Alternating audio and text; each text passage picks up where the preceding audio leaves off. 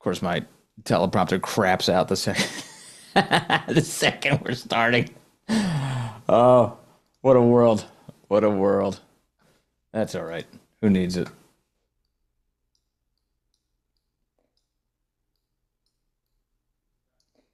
Is it back? Are we gone? All right. Hey, everybody. Welcome to Vince on a Thursday. Great to have you with us. As always, we have a very big show ahead for you. A lot to get to. I'm going to talk to you about all of the latest Russiagate revelations. Holy crap, more declassification? I'll take a lot more of that. I'd like to see some arrests, but in the meantime, some more information has popped out. I'm going to go through the details with you today. The President of the United States doing a good job of cracking down on crime in D.C., and he has big plans for what the future of law enforcement in the nation's capital looks like. It's already, of course, driving the left crazy. And we've got a lot more for you all here on this edition of Vince. Also, I saw in the chat somebody asked this morning, hey, Vince, well, they didn't say Vince. They were just asking generally. They were wondering what our conversation, Dan Bongino and me, what our conversation was like over the weekend about the audience. Well, I'll tell you in just a second, right here on this edition of Vince. It is great to have you with us. I want to tell you all about Bone Charge, the Bone Charge infrared sauna blanket and red light face mask. Well, it's incredible. These are incredible products. I can't recommend them enough. I first turned to the sauna blanket to help with muscle recovery and detoxification. It's been great for me. I use it all the time. I like it after workouts. I'll just wrap myself up in this thing. And it's a sauna at home. It's an infrared sauna blanket. It's very easy to use. And I feel great after I use this thing. My wife loves her red light face mask from Bone Charge. She uses this thing every single night, puts it on, and she's seen great results from it. It's great for your skin's texture and reducing inflammation, and she loves it. She keeps recommending it to friends, and I'm recommending it to you. It's great. Now, if you're thinking of trying either of these products out, you're in luck. Head to Bone Charge, BONCharge.com. Use the code VINCE at checkout and get 15% off. Both of these products have made such a positive impact on our routines. I'm sure you're going to love them too. Use the code VINCE at bonecharge.com to save 15%. These statements and products have not been evaluated by the FDA. These products are not intended to diagnose, treat, cure, or prevent any disease or condition.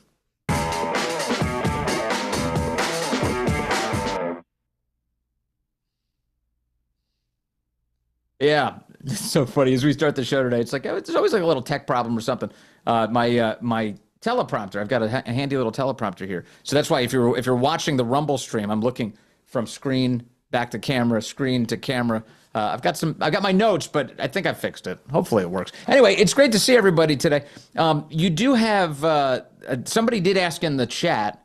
I wonder if Dan misses the podcast. I'm here to tell you emphatically, he absolutely does. He misses this audience. He can't wait to get back to it someday, but the guy's a little consumed. He's got some work to do. But I figured since that question came up, I may as well start with just some items from the weekend. At Paula Bongino's birthday party, we had a photo booth. You know those, at events and weddings and stuff, they set up photo booths. They set up a photo booth, and just to give you a perspective, here's one. This one includes Dan, actually. This is a photo of all of us together, all of basically the people you know from this program and from Dan's program, all together. Take a look here. Let me see if I can't show this to you. Is that in frame? Let's see. There we go. That's not too bad. Let's get a little light on that. So as you can see, there's Dan up front, and right next to Dan is Guy. There's Guy, looking great. There's Mrs. Guy right behind Dan. There we go. And then I'll use my finger to point out. There's Jasmine there. There's Frankie. She's lovely. Frankie is with Justin. Justin's great. There's producer Andy in the background right there. Who do we got? Oh, this is Mr. Jasmine right there. That's Mike right there. That's Mike. He's producer Mike from the radio show. You see Paula. There's the lovely Paula. She's right there. You've got producer Jim up front. And then Teresa, the great Teresa from Westwood One and helping us, do everything. She's great. She just does it all. There's Haley. You may know her. And then, of course, in case you were wondering, for those of you who've been watching my trip to Florida, the sunglasses and the chain became a feature of my entire visit. I don't know whose sunglasses or whose chain that was, but that was there. And then there's over way back there. That's Tony. That's producer Jim's lovely wife. And then there's Allison. That's my lovely wife. We're posing together for this photo. Anyway, it was a great time. It was a really great time. I've got all sorts of ridiculous photos from it. Here's this one. Let me see. There's producer Guy and myself wearing ridiculous hats. I don't even know what those are. The restaurant was some sort of modern Asian restaurant, so I guess they gave us those hats, and we ended up in them. So that'll be used in some form of blackmail in the future, just so you know. But it was great. It was wonderful, and it was awesome. Yeah, lampshades. We had lampshade hats. It looked ridiculous, and that's why we took the photo. And I'm not saying that we were sober for that. Actually, we were relatively sober for those photos. It was just great to get together with everybody. So that's the update. Yeah, you're welcome. Mary Sam says, thanks for sharing the photo. Dan had a great time, and Dan does miss this audience big time. So that's the news for you there. Okay, let me get into the big items today about, well, this time it involves James Clapper. We get more declassification and a massive story about James Clapper. Now, I want you just to remember who James Clapper is. He's the former Director of National Intelligence, the role that Tulsi Gabbard now occupies. Is the former Director of National Intelligence for Barack Obama. And when he was in that role, he lied about spying, mass surveillance on the American people.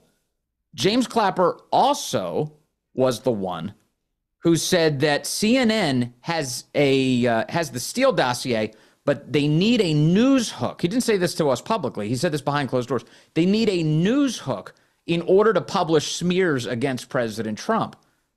And then James Clapper produced the news hook. Clapper and a bunch of intel community people from Obama's administration head to Trump Tower, and then they brief the president, the incoming president, on the existence of the Steele dossier, and then CNN instantly runs the story that this was briefed to Trump, that there's this very scandalous information about President Trump that was just briefed to him by the intel community. That was James Clapper who arranged all of that. And then after James Clapper left the government, what network did he start working for? What network did he go to immediately as an employee on the payroll, on the dime? CNN. He goes to CNN right away. That's where James Clapper went.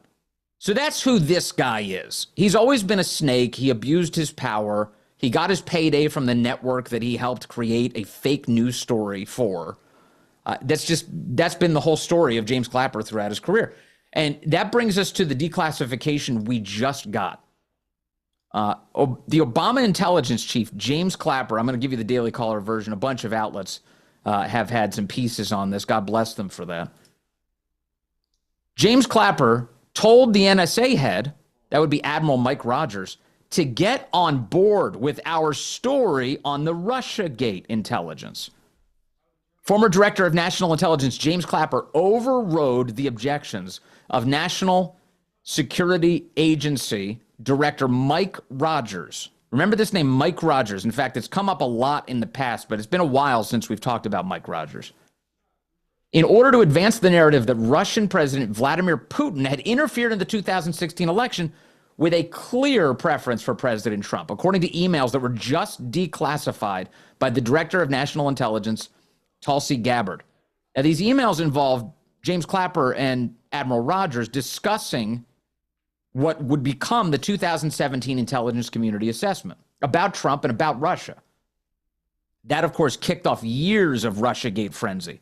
It was all based on nonsense. Remember, the Steele dossier informed the body of the intelligence community assessment and was included in an annex at the end of the intelligence community assessment. It was garbage designed to smear Trump. The wrap-up smear, as Nancy Pelosi would call it. Rogers expressed concerns about just how quickly everything was being shoved out the door, about the sense of urgency, the compressed timeline, the compartmentalized intelligence involved. The former NSA had relayed that some of his analysts expressed concerns about not having access to the underlying intelligence, nor the time to assess it. Now, I'll show you the emails. These are the emails that we just got from Tulsi Gabbard. She shares all of these, the wonderful, lovely Tulsi Gabbard, sharing the actual emails here. Let's look. So in the email, she has this. Admiral Rogers saying, I'm going to put this in frame for you.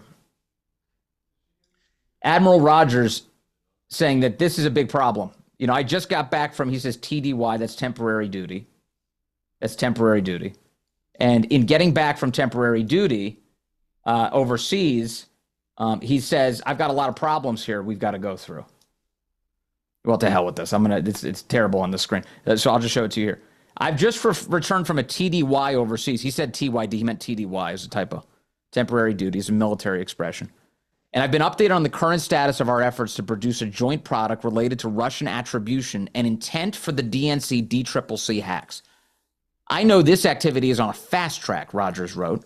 That was in December of 2016. Pay attention to the date, December 22nd, 2016. So Mike Rogers just gets back from overseas and he goes, hey, I just talked to my guys and they're telling me they're not seeing the intelligence to support this. This idea that the Russians hacked the election to help Trump. My guys, the NSA doesn't have the intelligence to support this. So where are you getting this from? How can you even say this, James Clapper? How can you say this, DNI? How can you say this, FBI? How can you say this, CIA?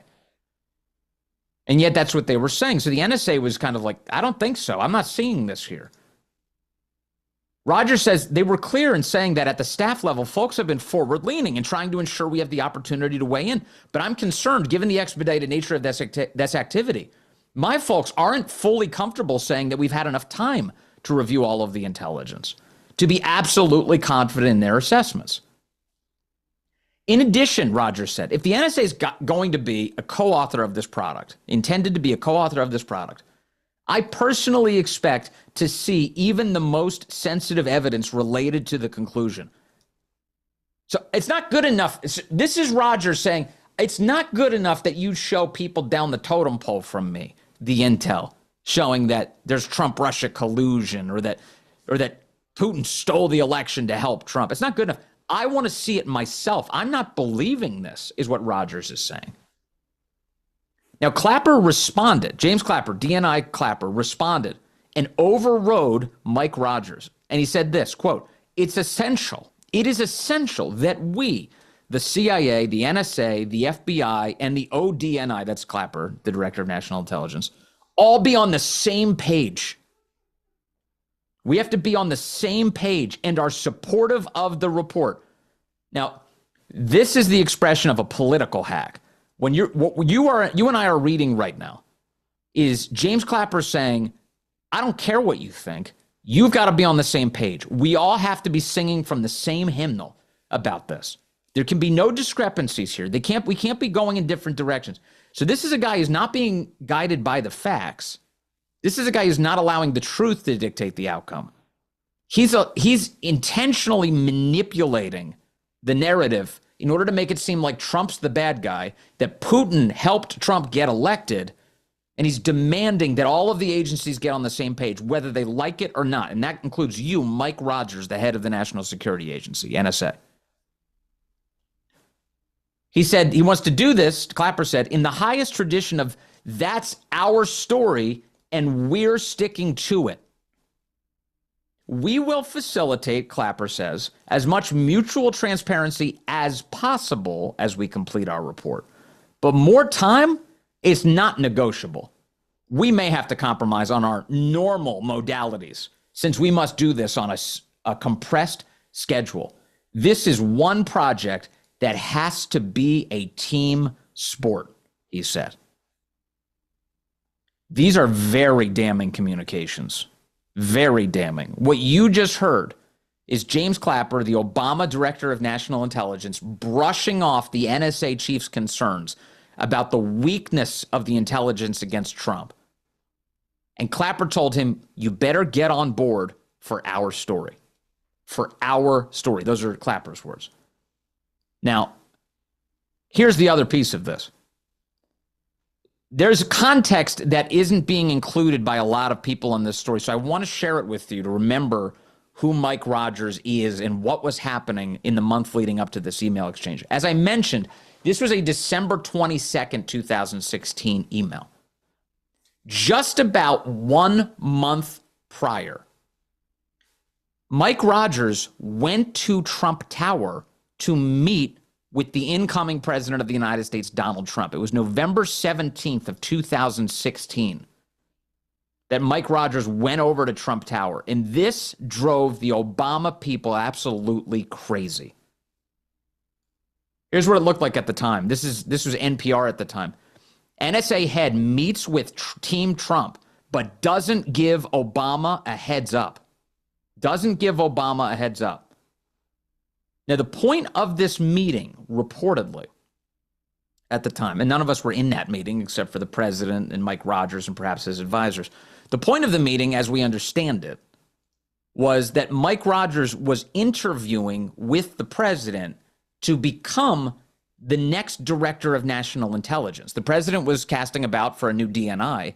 And so who was going to be the guy to replace James Clapper? Well, if Mike Rogers got his way, he wanted to be the guy to do it, or at least Trump was interested in making him the guy. And so Rogers goes to Trump Tower. That's November 17th. Now, by November 19th, just 2 days later, this is the headline. You ready? The headline that came to us out of the Washington Post. Check this out.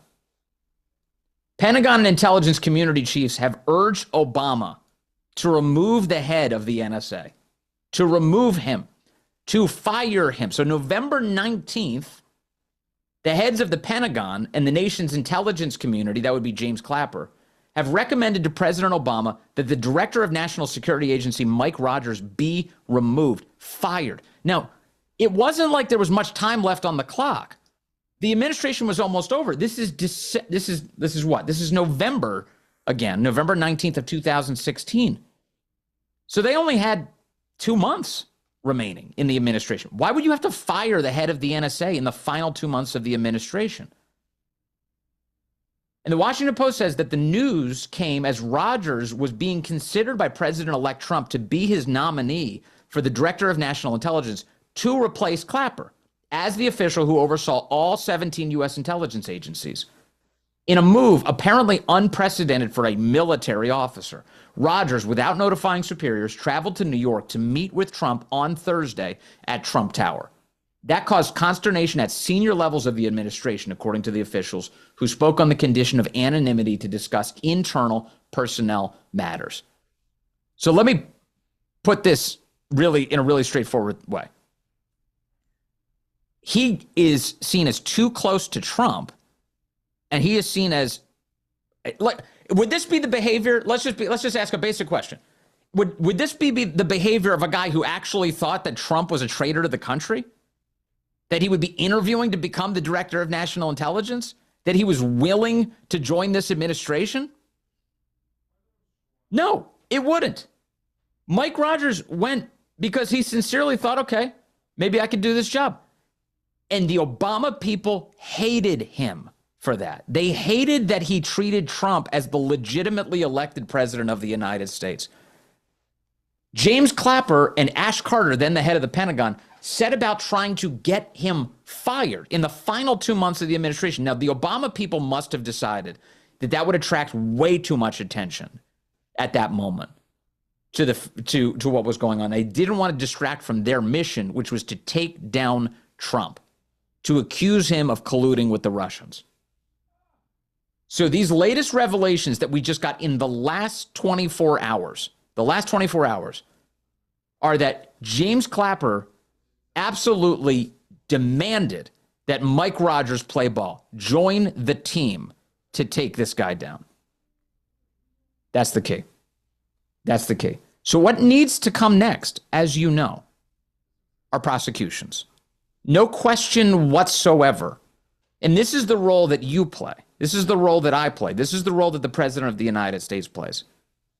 We need to continue to place pressure. We need to sandwich the Justice Department into doing this. Now, we already know that they've launched a strike force to go after the coup. That is meaningful because that's the same move that the Justice Department has done against the mob.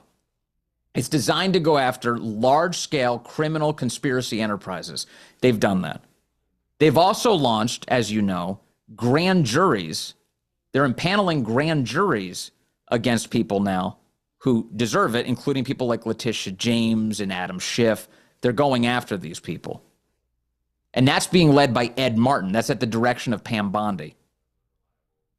And again, I want to reiterate, as I started the show today, I was giving you an update on seeing Dan Bongino this weekend and the spirits that he's in. He is, I'm telling you right now, he's desperate to come back to this audience, but he is desperate to see the job he is doing through. And he's got as much energy as I've ever seen him have. This is not a man who's going nowhere. This is a man whose job is going somewhere. Xmusic 2001 says in the chat, the arrests are the only thing that matters. That is exactly right. The arrests are what matters. And that's why we've got to keep plugging away at this. Keep placing pressure on the Justice Department. The president is doing that very thing.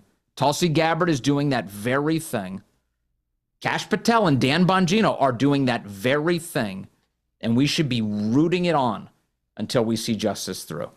I'm not giving up on it. I'm not letting the left have the pleasure of us giving up on it. I never would. All right, we got a lot more to get to today on this edition of Vince. And we've got more revelations actually coming out, more declassification that we have to talk about. It's deeply important. So, of course, we are going to cover it here on this show. Let's see here. I've got quite a bit to get to. I want to thank the sponsors of this program. That includes Jacked Up Fitness. Just got done, hanging all over the Jacked Up Fitness machine this morning. I love Jacked Up Fitness. More and more Americans are prioritizing their wellness and getting back in shape. But studies actually show that strength training does a lot more to burn fat than cardio alone. And that's true. If you develop muscle, the more muscle you develop, the more fat you burn just by existing, just by moving around throughout the day, sitting in a chair. If you've got a lot of muscle, you're burning a lot of fat. That's the way your body works. So you should build muscle. It's good for you.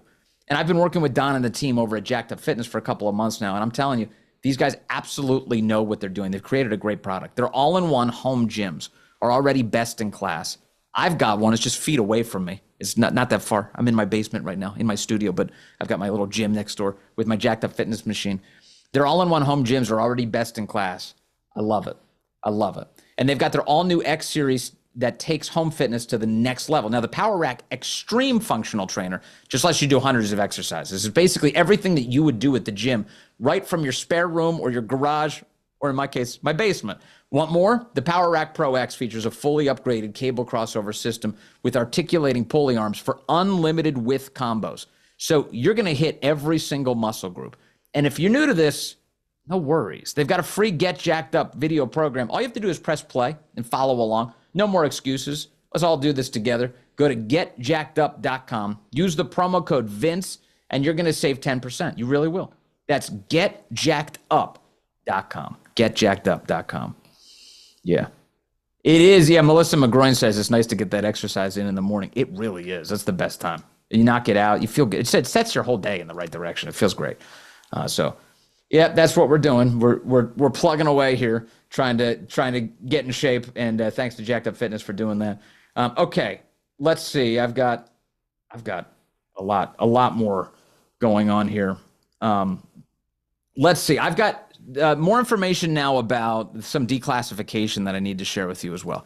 So another piece of this is, remember, we've talked a lot about Hillary Clinton and her email scandal through the years. And, she stole the emails. And where are the 30,000 emails, by the way? Where are you really think, how is it that Hillary Clinton is the one human being on earth who's able to delete all of her emails and there's no way for anyone to get them back? You think that's right? Chat, do you think that the emails exist somewhere? They've got to exist somewhere. There's a reason Hillary Clinton went out of her way to delete all of those. It's not because, they were, what was it? Yoga routines and recipes. Those bad boys exist. And if Trump has the whole government, yeah. No, that's right. Kickley base. Is that right? Kickley base? They were about yoga and wedding plans. Yeah, I don't think so. I don't think so. No, I'm pretty sure these emails exist. I know she thought that she could get rid of them. They were pretty convinced. Bleach bit and what was it? What was the thing that she? Oh, ball peen hammers and they're smashing everything. I don't think so. I don't think so. They hunted down every January 6th person who was in a 10-mile radius of the Capitol. They were tracking every single person's cell phones. They were up in everybody's business just for supporting Trump. Yeah, I think we can find those emails. Let's encourage the Trump administration to produce those, would you? Maybe President Trump can get back up on that. So anyway, here's the thing. The Hillary Clinton scandals are not only about the emails. The emails was just one piece of this. In fact, the emails, deleting the emails, as far as you and I can tell, were really a part of a cover-up of Hillary Clinton's pay-for-play scheme. She had an entire organization called the Clinton Foundation, as you well know. And into it, a bunch of left-wing billionaires and foreign governments were pouring tons of cash. Now, of course, after Hillary Clinton lost the election, the money flowing into the Clinton Foundation disappeared. And there's only one reason for that. It's because people couldn't buy access to power anymore. Hillary was gone. They thought she was going to be president of the United States. They thought they were going to be able to buy their way into the administration, buy the things that they wanted from a corrupt president. And that never got to happen. So the money dried up. That couldn't happen anymore. But that is the core scandal. Underneath all of this, underneath her stolen classified information, underneath her use of a private email server, inside of a bathroom in Chappaqua, New York, designed to evade public detection. The whole point of all of that, quite obviously, was so that she could do something corrupt, so that people could buy influence through the Clinton Foundation, and she could cover up her tracks without a government record for it. That's what's in the 30,000 emails. It has to be. So we just got new information over, and I love all this declassification. I'll take all of it. You know, I'll take every single piece of it. We now know that the Obama Justice Department and FBI leaders under Obama, this will not come as a surprise to you. Again, not shocking, but appalling. FBI leaders obstructed the Clinton Foundation investigation from moving forward, according to current and former officials who are now cooperating with Trump officials to go after all of this. So this is not merely transparency. This is about a full-blown criminal investigation into the obstruction of the Hillary Clinton investigation about the Clinton Foundation, all the pay-for-play stuff that was going on. Take a look here. Just the News with this reporting. This is big. Shut it down, they say. Shut it down. Bombshell FBI timeline exposes political interference in Clinton corruption probe. FBI Director Kash Patel has uncovered. I don't care what anyone says. I am not tired of these revelations. I don't care. I want this. I want the damn truth about everything. So here's Kash Patel saying that he's uncovered a bombshell memo written in 2017. It chronicles the extensive political obstruction that career agents in 3 cities faced from their own bosses and the Obama Justice Department during the 2016 election, as they probed whether Hillary engaged in pay to play. Shut it down is the quote. Shut it down, said then Deputy Attorney General Sally Yates. She's quoted as demanding that in a detailed timeline of political impediments that agents in New York City, Little Rock, Arkansas, and Washington, D.C. reported. So here's what we have. To give you a rapid-fire summary of this, FBI agents in New York, in Little Rock, and in Washington all believed that they had information that predicated a full-blown investigation into Hillary Clinton and the way that she was selling access to the State Department and presumably to the incoming Clinton administration, should that have ever happened. Thank God it didn't. FBI agents all across the country said, man, we've got some really important stuff here. Now, one of the reasons they had important stuff was thanks in no small part to an excellent book on the subject that was written by Peter Schweitzer, Clinton Cash. Look here. The timeline, this is the Justice Department timeline, stated that in July or August of 2015, an FBI supervisory special agent in the Washington field office had a brief discussion with a member of the U.S. Attorney's Office for the District of Columbia regarding the Clinton Foundation allegations, which had been focused on by the book Clinton Cash by Peter Schweitzer. At the time, an investigator whose name remains redacted was in the process of attempting to predicate an investigation based on the allegations. So you had FBI agents all across the country. The problem was you had an attorney general that was fully corrupt. You had Loretta Lynch in charge of the United States Department of Justice. The same Loretta Lynch that was meeting with Bill Clinton on a tarmac during the campaign in 2016 and pretending to talk about, what was it? Their grandchildren. They're just pretending. They're just, oh, we were just chatting about our grandchildren for, what, an hour and a half? What was going on during all of that? In fact, now, thanks to the declassification from Kash Patel and Tulsi Gabbard, we know a lot more about what she was up to at the time. Loretta Lynch was working directly with the Clinton campaign, according to one of the FBI sources, and helping them manipulate the activities of the United States Department of Justice, or broadcasting to the Hillary campaign what was going on at the United States Justice Department. Loretta Lynch was thoroughly compromised throughout all of this. In fact, James Comey offered as one of his rationales for why he came out during the 2016 election to tell everybody about Hillary and why he wasn't charging her, was, that Loretta Lynch, the appearance of her coziness to the Clinton campaign was enough to say that James Comey could freelance on all of this. It was all too crazy. But Loretta Lynch was rigging this thing. And Sally Yates, the Deputy Attorney General, said, shut it down. Shut down this investigation into Hillary. The U.S. attorneys at the time, under Obama, were shutting down the FBI's ability to get to the bottom of all of this. So this is, I'm telling you, I'm going through these stories day by day by day, and we're doing a handful of them each day. And each one of them as a standalone issue is a massive, massive story. It's huge. The whole Justice Department was working overtime to shut down the investigation into the Clinton Foundation? Yeah, it's a huge deal. And God bless John Solomon and Jerry Dunleavy at Just the News for capturing so much of this. They've been capturing it all week. I talked to John Solomon this week on the radio show, actually. You should check out the national radio show. We do it 12 to 3 Eastern each day. We always have great guests, just like we have here on the podcast. But there's just so much information. We try and fit it in all 4 hours of the content we produce each day. There's a lot here. But I wanted to give you that update as well. So that's the declassification update. Coming up, and somebody said you're going to see none of this in the mainstream media. I was just thinking about this. FAFO 4547 said that. I totally agree with you. Every time I see these stories, I'm like, why is it that you and I are the only ones who are talking about this? Why is it that it's only the Vince audience and a couple of other conservative audiences that are aware of the nitty-gritty details here? By the time, the only reason the press is going to even glance off of this story, you know how this is going to happen. If and when they put handcuffs on any of these guys, the press is going to have to give some condensed version to try to explain to their misled audiences what the hell is even happening. And when they do, they will distort it beyond recognition. And you are going to be prepared to rip these stories limb from limb because you actually know the details.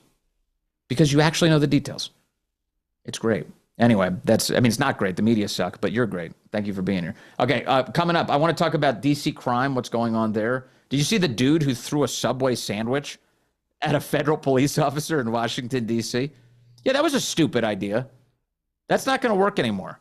I've got all sorts of stuff to share with you coming up on this edition of Vince. Before we get there, going to thank our great sponsors who really do make all of this possible. There's a reason we're so grateful for them. They keep the whole operation running. Really wonderful stuff. That includes, my goodness, I'm having a day today. You know what I need? I need a sip of blackout. That's what I need. Hold up. I love that blackout. I really do. Okay. You know what else I start my day with besides blackout? It's Fatty 15. C15 from Fatty 15. I love it. If you're worried at all about aging, as you get older, we all feel this. You know, your energy goes down a little bit. Things start to ache that you didn't have before. Everything changes. And you start to long for the good old days. You're like, hey, how can I become younger again? Wouldn't that be great? Yeah, it would be. And I'm excited to share with you C15 from Fatty 15 is the first essential fatty acid to be discovered in more than 90 years. Fatty 15 co-founder Dr. Stephanie Van Watson discovered the benefits of C15 while working with the U.S. Navy. And based on studies, we know that when our cells don't have enough C15, they can age faster. Fatty 15 can help you repair and protect age-related damage to your cells and help activate pathways in the body that repair mechanisms that support your overall wellness. Fatty 15 is science-backed, award-winning, vegan, a 100% pure C15 supplement, and refills are shipped right to your door. In fact, before I set this up, before we started this relationship together, I did all the research on this subject. I wanted to make sure it was legit, and I was thoroughly convinced that it's legit. And then I started taking Fatty 15 every single morning. First thing, I take a pill every single morning. It's been dynamite. I truly believe in it, and you will too. Fatty 15 is on a mission to optimize your C15 levels to help you support your long-term health and wellness. It's a very, very big deal. So in order to get a piece of Fatty 15, which you should get that going. You can go to fatty15.com/Vince. You're going to get 15% off their 90-day subscription starter kit, fatty15.com/Vince. Use the code Vince at checkout. Now, these statements have not been evaluated by the FDA, and this product is not intended to diagnose, treat, cure, or prevent any disease. But again, thank you to Fatty 15. They're so awesome.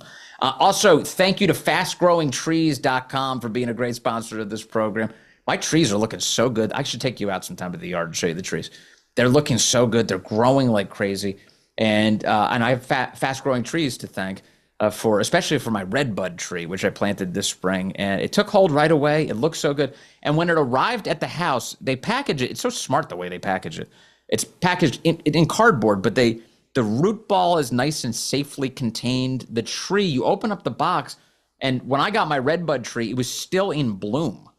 And it looked beautiful right out of the box.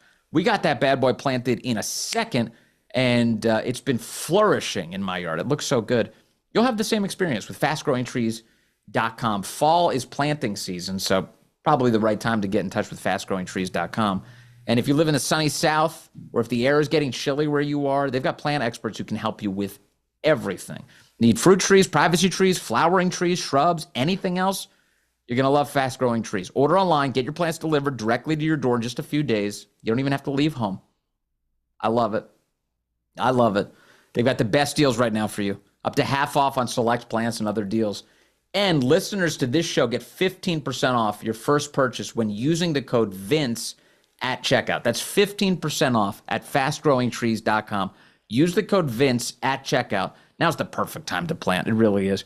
Use Vince to save today. Offer is valid for a limited time only. Terms and conditions may apply.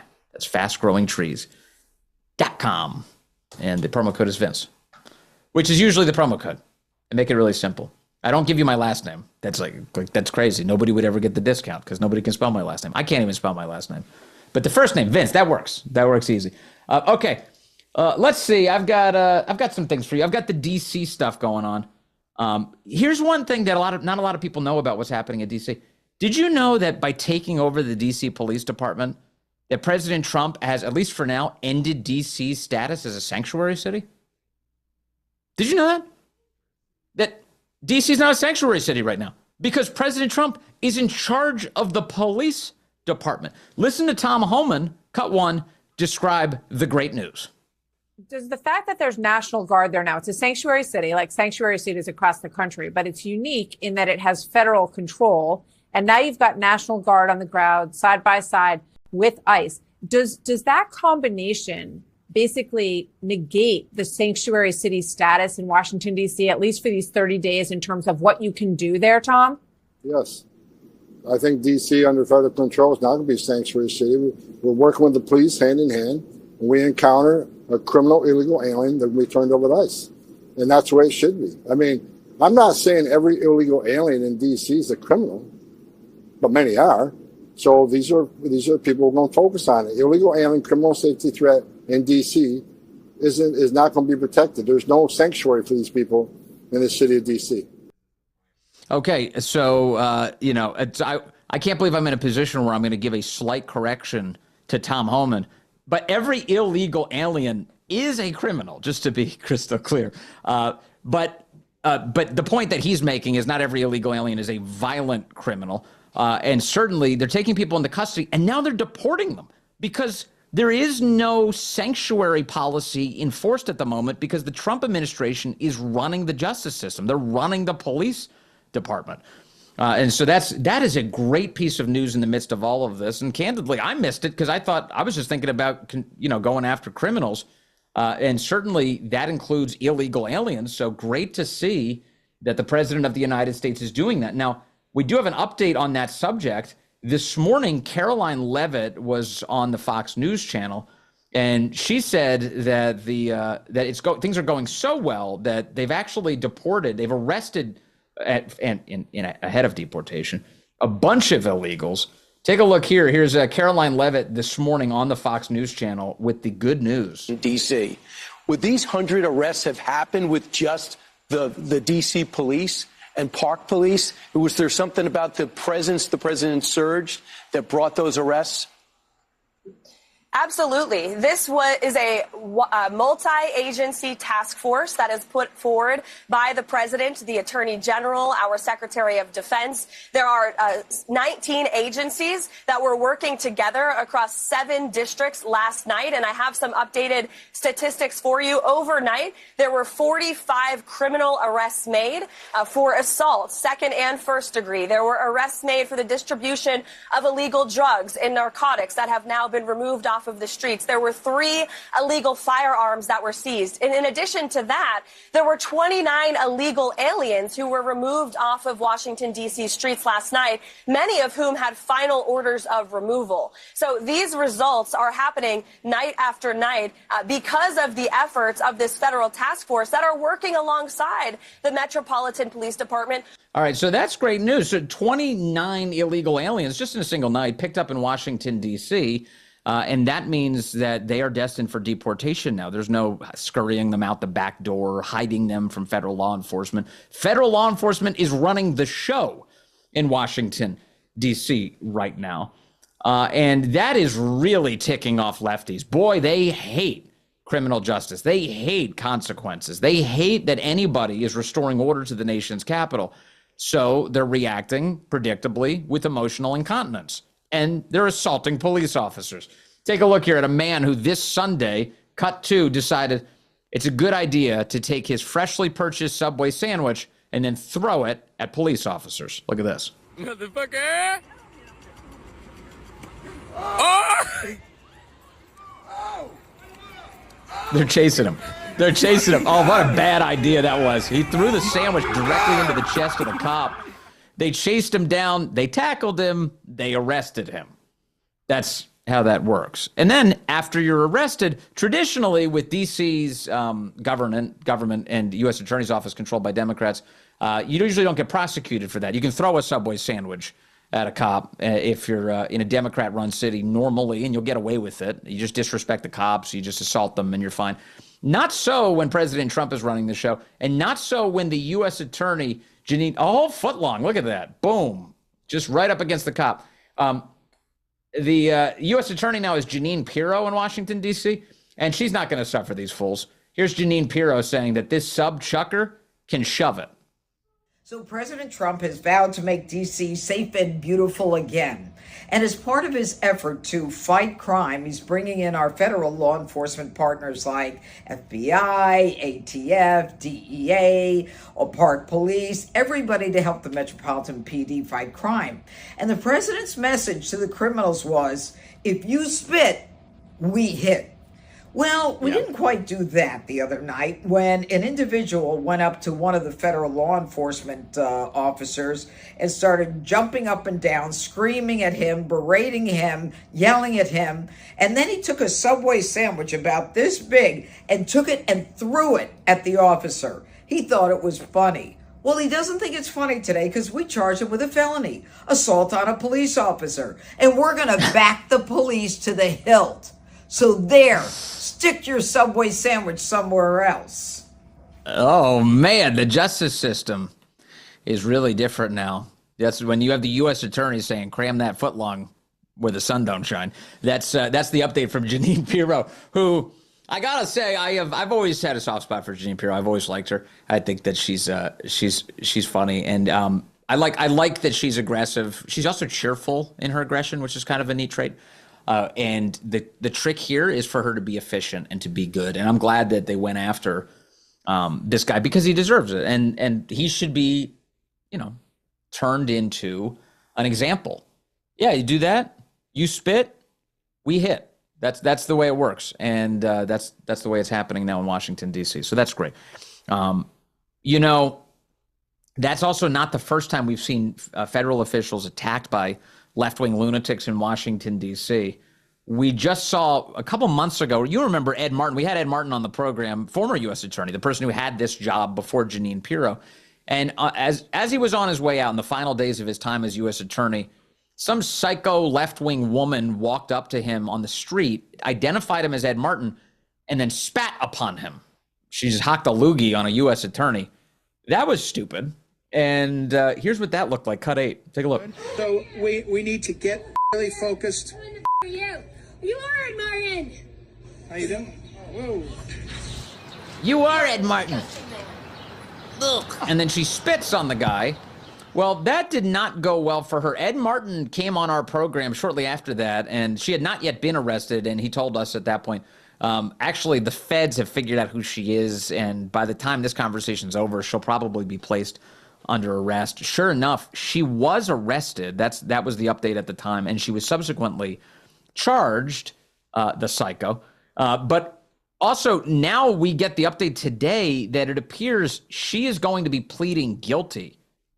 She is going to be pleading guilty. In fact, it was Laura Loomer who posted this update to social media yesterday, sources telling her that Emily Gabriella Sommer is the name, the woman who spit on Ed Martin on video, told prosecutors that today, Thursday, she will be pleading guilty to assaulting him and 2 police officers. That is a massive humbling of where she was in the first place. Ed Martin also basically confirming this on social media, reacting to the Laura Loomer report. So it's good. And the lady, that woman was a psycho in every way. You saw her, of course, spitting on Ed Martin, signs that she's a psycho. Also, she was bragging on social media. Talk about how stupid she is. She was bragging on social media at the time. This is May 8th. Ed, that was me that spit in your face today in front of your not USDC for DC courthouse that absolutely definitely spit in your face on camera. Hi, hello, a pleasure to hawk a dehydrated, pithy white foam spit into your face, she said. And then she went on. She kept raging in here. I do love that the first response, at least on my feed on X, is Sean Farish, the great Sean Farish, going, and now you're going to jail. Congrats. Well, sure enough. And now she's pleading guilty today. So all of her bragging about attacking Ed Martin, well, that didn't pay off. That didn't work out well for her at all. President Trump has more plans for D.C. He does want to, restore order to D.C. And he's saying 30 days might not be enough. Under the current law, the president can take over the D.C. police force by notifying Congress for 30 days, which he's currently doing. We're in the midst of that right now. But to go beyond that, the president has to request Congress to make a change to the law, or at least approve the president's ability to keep controlling the police force in D.C. And so the president stated yesterday that that's precisely what he wants to see happen. Here is President Trump, cut 4, detailing his long-term plans for making our nation's capital livable, beautiful, and worth visiting again. Thank you, Mr. President. Thank Your federalization of the police has a 30-day limit unless Congress acts to extend it. Are you talking to Congress about extending it, or do you believe 30 days is sufficient? Well, if it's a national emergency, we can do it without Congress, but we expect to be to Congress before Congress very quickly. And again, we think the Democrats will not do anything to stop crime, but we think the Republicans will do it almost unanimously. So we're going to need a crime bill that we're going to be putting in. And it's going to pertain initially to D.C. We're going to use it as a very positive example. And we're going to be asking for extensions on that, long-term extensions, because you can't have 30 days. 30 days that's by the time you do it.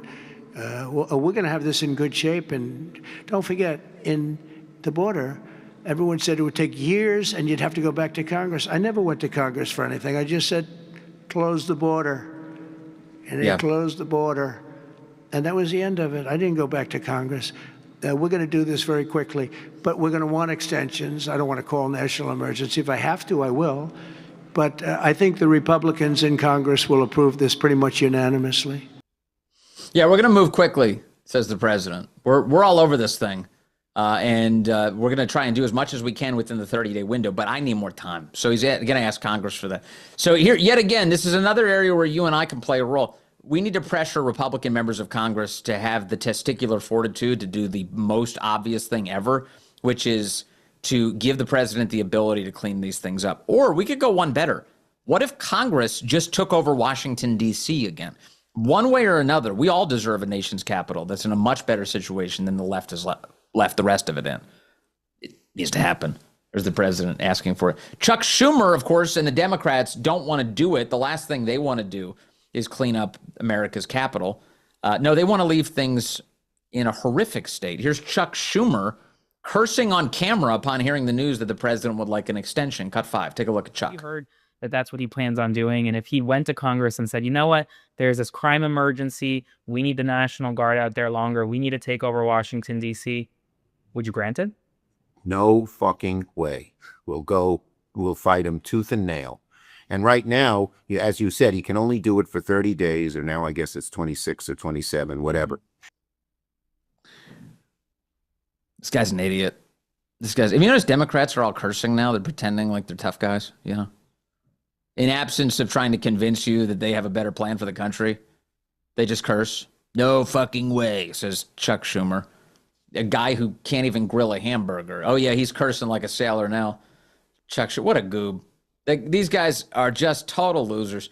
And so Chuck Schumer, they prefer chaos. I mean, it really is the same pattern over and over and over again. We saw it in 2020 during the presidential election. The reason the left was astroturfing these groups all across the country, all this rioting was taking place and buildings being burned and small businesses being destroyed. There's murders happening all across the country. The left wasn't trying to put it down. They were breathing life into it. They were funding these operations. It was so grotesque. The reason for that is because they want chaos to lead Americans to the conclusion that President Trump is responsible for it.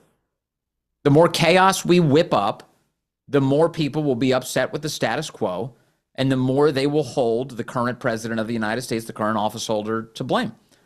So they'd rather imperil the city of Washington. The left would rather there be chaos in places like Chicago and Oakland. They would rather there be utter chaos, because if there's utter chaos, then people get kind of miserable about their living conditions, and they start looking for, okay, how do we change leadership to get to a better place? It's disgusting, and it is all too common now. It's too routine, even at the top levels of the party. That's one of the leaders of the party, Chuck Schumer, the head of the Democrats in the Senate. No fucking way will I allow Washington, D.C. to become orderly, clean, livable, and worth visiting. No way. Yeah, we got it. We know. You didn't have to say it out loud. We knew that was your message on this. Now, speaking of cities like Chicago and Oakland, the left, absent a good argument, either resorts to cursing, as I mentioned, or accusing their political opponents of racism. Here is the mayor of Chicago, Brandon Johnson, old BJ, the least popular BJ in the country. He's got 6% approval rating.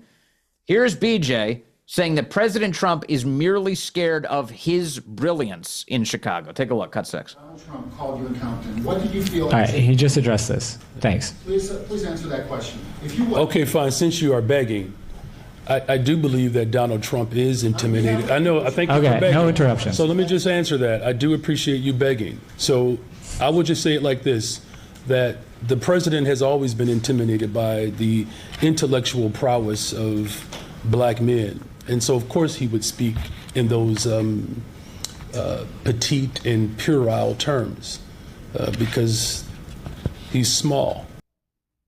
Oh, my gosh. What a loser. Holy cow. And so Brandon Johnson is upset. You know, the president has said that he wants to do everything he can, not just to improve the law and order situation in D.C. He wants to do it in places like Chicago as well. Chicago's got a hellish crime problem. And Brandon Johnson has not made it better. He's made it so much worse. So old BJ there says that, well, Trump's just intimidated by by black people. He's very intimidated by black genius, and I'm a black genius, and he's intimidated by me. Yeah, let's make it about race. How about you're just an idiot who's destroying your city, and you should not be the mayor? And I hope the people of Chicago have learned that lesson by now. 6% approval rating? What? It's like a world record. How did you even do that? So that's Brandon Johnson's take on all of this. The mayor of Oakland is pulling the same stunt, saying that Trump's just a big fat racist for wanting to stop crime. Take a look. Here's the mayor of Oakland, cut 7. Let me just say also, it's not lost on anyone that the cities that he is calling out, first of all, have large numbers of black and brown people. Secondly, the crime rate is going down in all of these cities. Thirdly, they're all headed by black mayors. Now, what does that say? What does that picture paint? So we all know who he is. Also, let me just say here in Oakland, for example, we have a... That paints, the picture that paints is that you're a racist. That's the picture that it paints. And that you're not interested at all in improving the crime situation in your city. And that instead of admitting your utter failure, you'd rather pretend like everything is fine. Boy, I said it a moment ago. This goes back to something that Dan has said through the many years. Is it bad enough yet in cities like this? And obviously, if you're a voter in Chicago, or Oakland for that matter, but Chicago in particular, you're running uphill. You're running up against a system that has utter disregard for the voters, by and large, that takes votes for granted. In Chicago, it is, you want to talk about a corrupt Democrat machine. It's as corrupt as it could possibly get in Chicago. Everyone knows that. It's always been that way. And so, yeah, they've given up on caring about the lives of voters. It's all about reputation management and projecting all of your own sins onto your political opponents. And then when you run out of tactics, you just induce more chaos and accuse Trump of being a racist. Got it. Super stupid. But that is the trend. So, again, pay attention to that. You're going to see it's only going to happen more in the days and weeks ahead as these mayors, as you and I focus a lot more on their failures, they're going to start accusing you of being the actual failure. You're a bigot for noticing. I'm black. You're not allowed to question me. What? You're the mayor of a major city that's being run into the dirt by you. We have every right to question you. And so we will. Hope the president keeps it up. And boy, Congress better get a fire under them going in terms of helping the president get this policing going. So that's a really big deal. Okay, we've got a lot more to get to. We're going to do that today. We've got the big national radio show 12 to 3. You can check it out. If you want to find your local listing for the radio show, which I highly recommend you do, go to thevinceshow.com and check out your local listings. If for whatever reason, and this happens on rare occasions, there's not a radio station that's directly in your area carrying the show, call your local conservative radio station and tell them you want the Vince Show. Program directors do pay attention to that. So I'd be grateful for any assistance you can give us to give this whole program a bigger footprint. Beyond that, if you want to join us on a live stream, you can do that, rumble.com/Vince. Wherever you're hearing this, whether it's on a podcast or you're watching us live on Rumble perhaps, please subscribe. It's the way that we can keep this message just getting out everywhere. It's a massive deal to us, and for that, I'm very grateful when you do. I guess the last thing is, I don't often ask, follow me on social media. I'm trying to be better about Truth Social. I'm posting a little bit more to Truth Social. I'll keep doing that as well. I'm on X a lot. I consume a lot on X, just a lot of news there. I get it there. So at any rate, I appreciate you following me there. And as always, I'm very grateful for you. I promise you, we are digging like crazy. And on that declassification story, the one that you and I keep talking about, there's only so much we can do as a show. I mean, we're just talking about the information we're finding out. And it's important you have your mind around all of it. But it's also important that none of us, me included, give up on pressuring our government for the accountability that we deserve. Arrest these people. I can't wait for that show. That one's coming. Arrest them. Arrest them. Great to have you with us today on this edition of Vince. Coming up next, right here on Rumble, Steven Crowder does his thing. Stay tuned for that.